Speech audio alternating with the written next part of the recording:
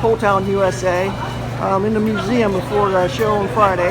You can see that it's a big hit with fans. We got young and old checking out all the memorabilia from years gone past. They've got a lot of the old drivers' jackets up there. You can see Earl Birdie, NTPA, the 50th anniversary, 25th anniversary. They rotate the stuff in and out every year. So you want to stop in every year and check because it's going to be something different. These jackets might not be here for a while again. And they have a lot of the old t-shirts up here. You check out the old t-shirts from way back from 1982, 1981, 84. Bring them on up, a little bit newer yet. But these are all the old t-shirts. This one here is near and dear to my heart because that one there, not only does it have Ken Lamont, but it's got Dad.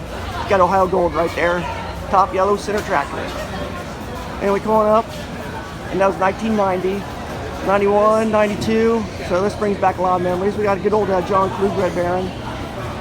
They've got a lot of boards in here that have the history go way back. These go back to the 60s. And you can see they got what they call the dead weight pulls. They didn't have a weight transfer. The sled, the weight was just dead on it, didn't move. We've got a little bit of the dead weight pulls here in the museum. It shows some of the pictures from back in the day. These guys only pull 20 feet. And I don't think they were limited on how much weight they could put on because they have these little illustrations here of the tractors. And you can see all the weight that they have piled on them. And they would try to pull 20 feet. And they said literally that farm wall right there had so much weight on it, they had to put that frame under because they broke one in half. So you can see this one up here. So yeah, this is some of the very early days of pulling. This is from the 60s. They even had them hooked together. Check that out. And this is in the museum at Bowling Green. So if you get a few extra minutes between shows or something, you have to walk in and check it out. Really neat. Great models. And a couple of my old favorites from when I was a kid. The Allison Pulling Team. Minneapolis Moline. Bossy Brothers. Great looking models there. I actually heard stories about them taking this Minneapolis Moline out on the street and dragging some big blocks of bells with it. So I don't know if that's true or not, but I heard that when I was a kid. And we've got some memorabilia down below with helmets. And we'll just slip around real quick. And they have different tractors in here every year as well. Some years more, some years less. For the 50th, this was packed full. And we've got some vintage mini rods. We've got the poster boards from back in the 70s, 80s.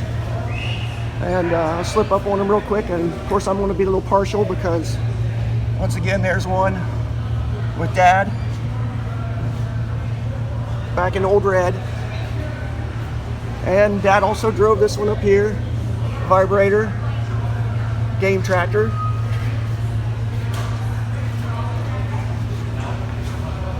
And Dad was always a big fan of the guys in blue. He always was very impressed with the pole. We got Jim Wilson's Little American here. They've always had good looking tractors.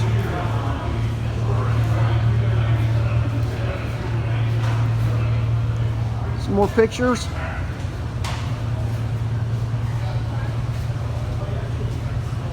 And I get closer, but the glares are bad on them. Here we've got an OG, and you can see it's got a Hemi in it. Just like nowadays, they put Hemis in everything. And but the innovation's always been there in tractor pulling. It wasn't just V8 modified engines. If you look at some of these old pictures, you'll see that there was all kinds of stuff in them. And they would have just unique motor combinations, chassis combinations back in the day. Maybe an old Farmall, an old cock shut. But check this out. Even I believe that's a tank motor. But we've got a little bit of everything. But the V8s are always the most popular.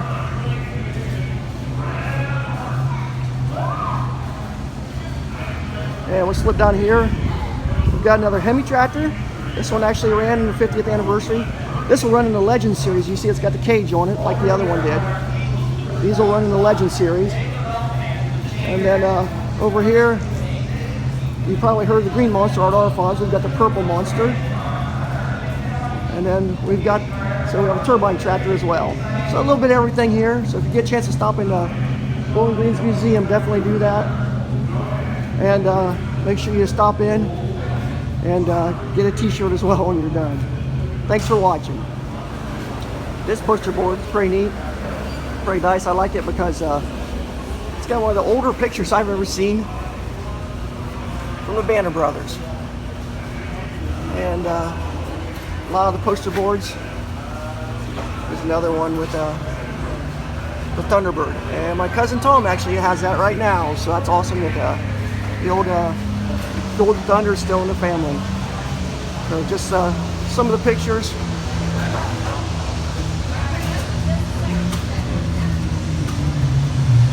Back in the day, Smeezings.